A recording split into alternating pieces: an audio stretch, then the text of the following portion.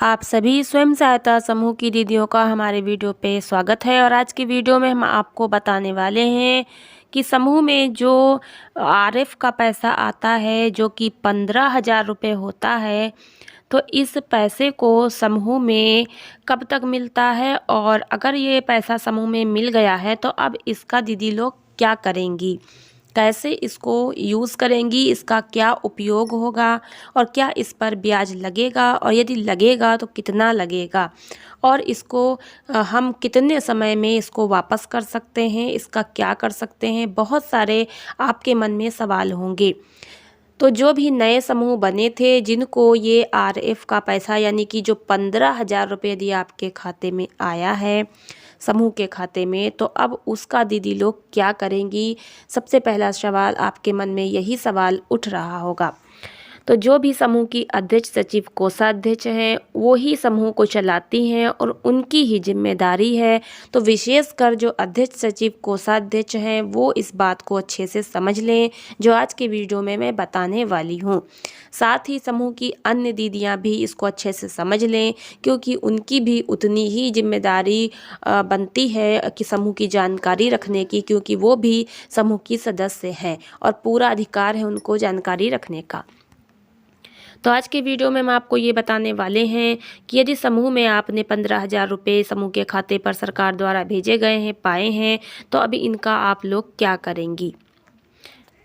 तो जब आपके समूह में आरएफ रिवॉल्विंग फंड ये 15,000 होता है, जब 15,000 आपके समूह के खाते में आ जाए तो आपने क्या करना है कि उसको जो है समूह में आंतरिक लेन देन के लिए इस्तेमाल करना है, यूज़ करना है। आंतरिक लेन देन क्या होता है, यानी समूह के अंदर आपस में ही दीदियाँ लोग जो है लोन पर ऋण के रूप में पैसे को उधार लेंगी समूह से और ब्याज सहित उसको वापस भी जमा करेंगी। 15,000 रुपये आपको बैंक जा कर के अध्यक्ष सचिव कोषाध्यक्ष जा कर के उसको निकाल कर ले आएंगी। ठीक है, उसके लिए आपको एक प्रस्ताव लिखना होगा और उस प्रस्ताव में लिखना क्या होगा कि हम सभी दीदियों की बैठक हुई और हमारे समूह के खाते में, जो कि समूह का नाम फला फला है, जो भी समूह का नाम हो वो अपना लिख दीजिएगा, और हमारे समूह के खाते में आरएफ का 15,000 रुपये आ गया है और सभी दीदियों ने आपस में ये सहमति जताई है कि हम अपने समूह में आंतरिक लेन देन करना चाहते हैं, इसलिए हमें ये पैसा खाते से निकाल कर ले आना है और समूह में सभी दीदियां इसका उपयोग करेंगी और आंतरिक लेन देन के लिए प्रयोग किया जाएगा। तो इस तरह से कुछ प्रस्ताव है, इसको आप अपने हिसाब से लिख सकते हैं। कोई ज़रूरी नहीं है जैसा बोला है वैसा ही आप उतार दें। ठीक है, बस आपको यही तो लिखना है कि आंतरिक लेन देन के लिए पैसा लेना है। ठीक है, तो प्रस्ताव पे अध्यक्ष सचिव कोषाध्यक्ष के साइन होंगे मोहर के साथ में और ये जमा होगा बैंक में। तीनों लोग जाएंगे वहाँ पर और पैसा निकालने वाला जो वाउचर है वो भरना होगा, उस पर भी मोहर लगेगी, अध्यक्ष सचिव कोषाध्यक्ष के साइन होंगे और फिर वो पैसा आपको मिल जाएगा, वहाँ से निकाल लेंगे पैसा। ठीक है, कोई दिक्कत नहीं है। और कहीं कहीं पे तो प्रस्ताव नहीं लगता है, सीधे आप जा कर के पैसा निकालने का वाउचर भर के अध्यक्ष सचिव कोषाध्यक्ष साइन मोहर कर देते हैं और पैसा निकल आता है कि छोटा अमाउंट है। ठीक है, लेकिन इसके अलावा अगर आपका आगे कोई पैसा आता है तो प्रस्ताव के साथ ही निकलता है। फिलहाल तो सब जगह ऐसा नहीं है, प्रस्ताव से ही पैसा निकलता है। प्रस्ताव तो आपको लिखना होगा, और कहाँ लिखना होगा, जो आपका कार्रवाई रजिस्टर होता है जिस पे आप बैठक लिखती हैं, वही बैठक में ही ये सब लिखना होता है और उस पन्ने की फ़ोटोकॉपी निकलवा के फिर उसको बैंक में जमा करनी होती है। तो इस तरह से 15,000 रुपये आप जब निकाल कर ले आएंगी तो फिर बैठक में आप जो है लिखेंगी कि सभी दीदियों की बैठक हुई और सभी लोग की उपस्थिति, जैसे आप बैठक लिखती हैं। सब कुछ लिखने का तरीका, रजिस्टर लिखने का तरीका हमने अपने वीडियो के माध्यम से इस चैनल में बताया है। तो हमारे चैनल को सब्सक्राइब जरूर कर लीजिएगा, वीडियो लाइक ज़रूर कर दिया करें। और रजिस्टर लिखने में यदि कोई समस्या है और तो उसको आप कमेंट बॉक्स में लिख सकते हैं, क्योंकि रजिस्टर लिखने की जो मैंने वीडियो बनाई है वो थोड़ी बनी है। उसके आगे अगर आप कुछ पूछना चाहते हैं या कुछ भी समझ नहीं आता है तो आप हमें कमेंट बॉक्स में लिख कर बताइएगा, हम उस पर एक अलग से वीडियो बनाकर आपको समझा देंगे। यहाँ पर बात कर लेते हैं 15,000 रुपये की। तो 15,000 रुपये जो है सरकार समूह को अनुदान के रूप में दे देती है और 15,000 रुपये समूह के हो जाते हैं। कभी कभी हमसे कमेंट बॉक्स में प्रश्न पूछा जाता है कि मैम समूह में कौन सा पैसा सरकार का है और कौन सा पैसा समूह का है। तो बता दें आपको कि जो 1500 रुपये SRF के मिलते हैं सामान खरीदने के लिए, समूह की मीटिंग करने के लिए, बक्सा दरी ताला चाबी मोहर वगैरह के लिए, वो सामान में यूज़ हो जाते हैं। और ये जो 15,000 रुपये आते हैं RF के, ये समूह के होते हैं। ठीक है, ये वापस तो नहीं जाएंगे, ये वापस नहीं लिए जाएंगे और इस पर जो ब्याज 1% मिलता है वो समूह का होता है। यही समूह की आमदनी भी होती है।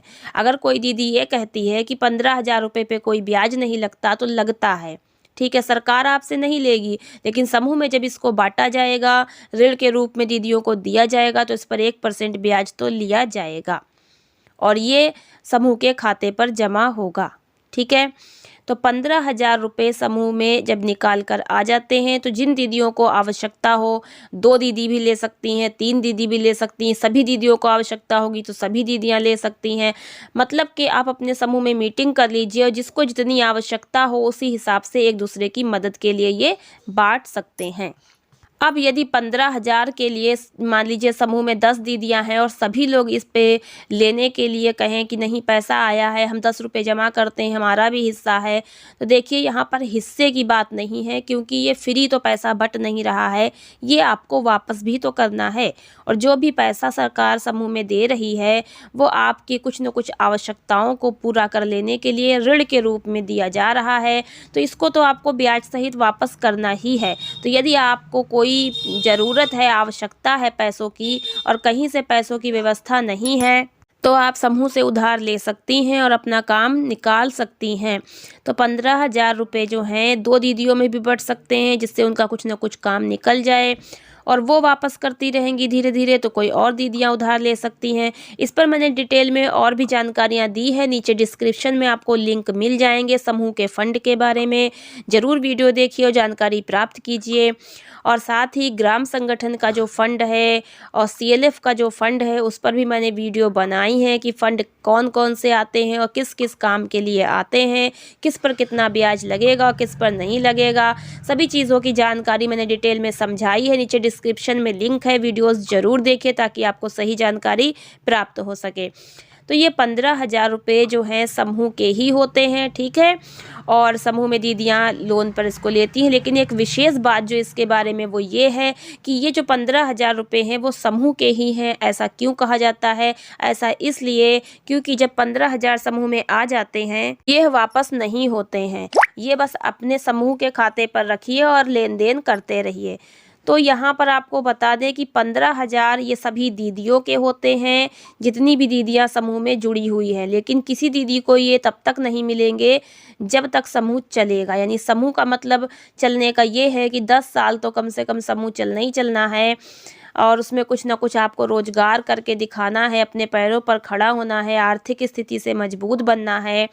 तो जब आपका समूह बहुत पुराना हो जाएगा और जब कभी आप सभी लोग इस बात पर सहमत होंगे कि समूह बंद किया जाए, आप लोग इतनी उम्र हो जाएगी कि अब समूह चलाने का स्थिति ना हो, तब आप समूह को तोड़कर ये सारा पैसा जो भी है, जो 10-10 रुपये जमा करती हैं वो दीदियों को वापस कर दिए जाएंगे और 15,000 इस पर जो ब्याज वगैरह जो भी इकट्ठा होगा आपस में बांट लिया जाएगा।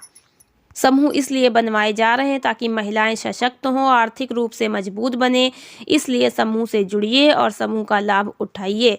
आशा करती हूँ आपको 15,000 रुपये के बारे में अच्छे से समझ आया होगा। फिर भी यदि कुछ समझ नहीं आया है तो नीचे कमेंट बॉक्स में लिखकर हमसे ज़रूर पूछिएगा। मिलते हैं नेक्स्ट वीडियो में ऐसी इंपॉर्टेंट जानकारी के साथ। तब तक के लिए आप सबका बहुत बहुत धन्यवाद। तो लाइक, शेयर और सब्सक्राइब प्लीज़।